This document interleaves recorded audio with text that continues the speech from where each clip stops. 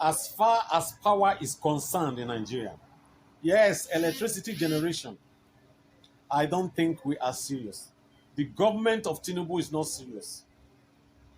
If the government is serious, why should this current minister of power, Adebayo Adelabu, be the minister of power? His background suggests that he's been working in the financial sector. If he were a minister of finance, I would have understood. Yes, he went to Harvard, but is he an engineer? The man who should be the minister of power in Nigeria should first of all be an electrical engineer before a businessman or a financial expert. Because that industry is a technical industry. We need an engineer who understands how transformers work. We need an engineer who understands the different capacities of transformers, how the gas turbines work. He should know the nitty-gritty of alternative energy, renewable energy, and all those things. He must know in details so that the witches and wizards in the system will not deceive him. When you begin to appoint lawyers like Fashola as Minister of Power, we are not yet serious. Electricity generation is science, core science, that should be designed for engineers.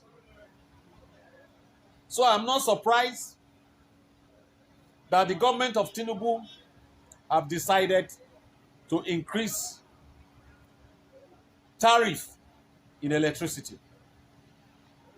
You are increasing tariff for the discos. The discos that have refused to invest in that sector after taking it over.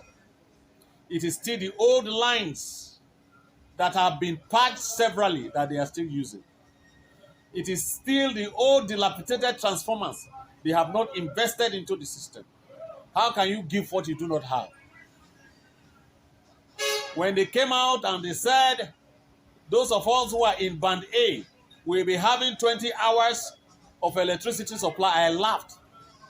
Because I know it's a joke. Since the tariffs were increased, since they kept us in Band A, have we been experiencing 5 hours of power supply? Rather, every 10 minutes there's a power cut. Every now and then, the grid collapses. How can you give what you do not have? Tinubu is bragging with the fact that he's making brave decisions. I understand what it means for a leader to make unpopular decisions. That is not bravery. Bravery without caution is just punishment to the people. If you must make brave decisions, you have to be as well very cautious. You have to think of the consequences of making such decisions. You increase tariffs when you are not satisfying the people, when you are not supplying enough electricity. You are increasing tariffs, compounding the problem of the people.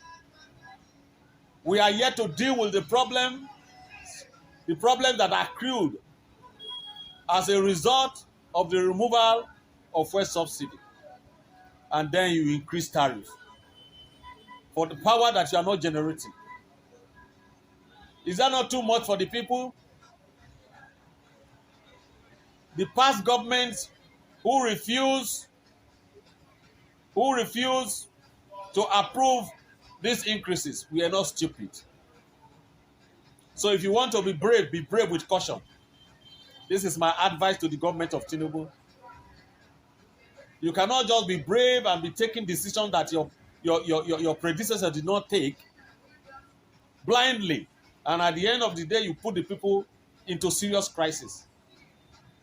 The weather is hot, fuel is expensive, and it is scarce. Too much for us to bear.